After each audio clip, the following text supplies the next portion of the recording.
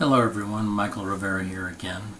I got a lot of positive results from a video I posted a while back on dihedral and how that creates roll stability in an aircraft.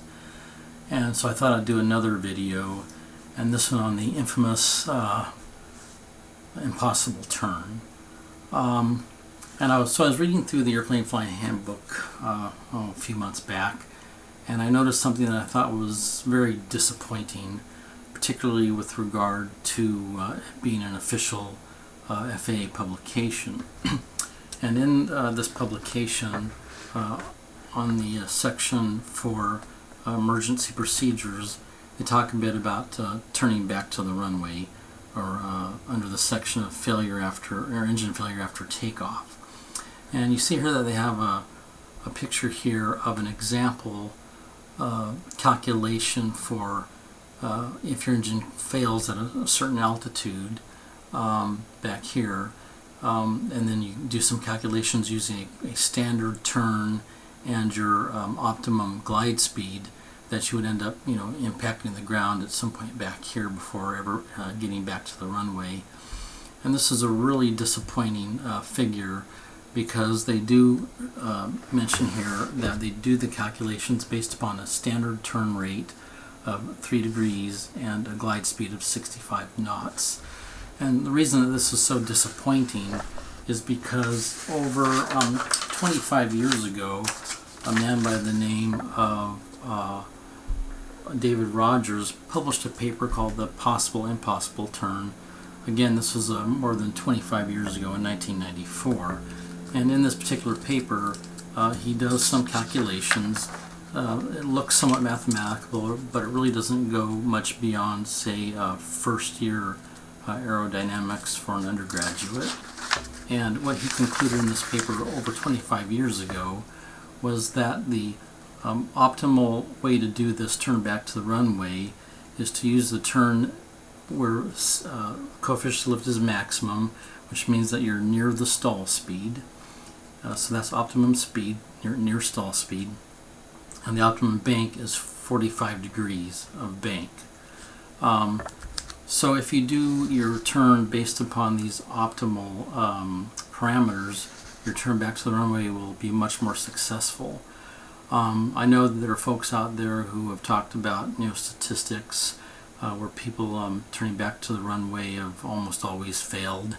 And that's due to two reasons. One is they think that the turn should be done per what this FAA book says, which it is not, and also because they've never practiced the maneuver. I've gone up in my particular aircraft and I practiced the maneuver at altitude, and when I got very comfortable with it, I actually did it simulating a engine failure. In my particular case, I pulled back on the throttle when I was about 500 feet above the runway. That's 500 feet AGL. And I was able to turn back and get back over the runway with 200 feet to spare. So plenty of altitude to spare. So you have to do this maneuver in your particular aircraft. But you have to keep in mind that V-stall increases with bank angle.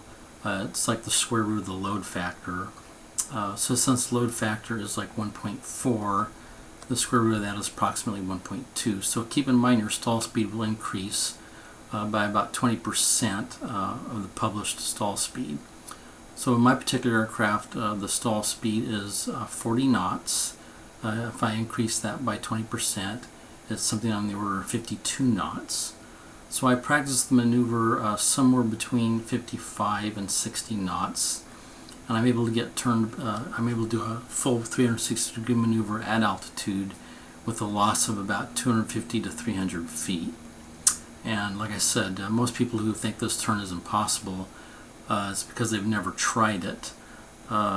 Just ask someone if they've ever tried it, and they'll probably say no. And the reason they've never tried it is because it probably scares the hell out of them. Go up to an altitude, practice the maneuver, get a CFI in the airplane with you, and just practice it. It's very unlikely you'll ever have to use it. but it's just another tool in your tool bag to use in case an emergency arises. And so anyway, I hope as in the words of Paul Bertorelli of AvWeb, who also has a video on this particular maneuver, he says, let's dig out this dead horse and beat it some more. And unfortunately, it's entries in publications like this that keep that dead horse alive, and we just need to beat it some more. So anyway, I hope this video is useful. If you have any questions or comments, leave them below. I've heard all the arguments against doing turn back to the runway, and I can assure you I know that there are caveats. You do have to take wind into consideration and other such things, but again, there's nothing super complicated here. It's not any more difficult than any other maneuver that you learn, and it could one day save your life. Thanks for everyone on YouTube.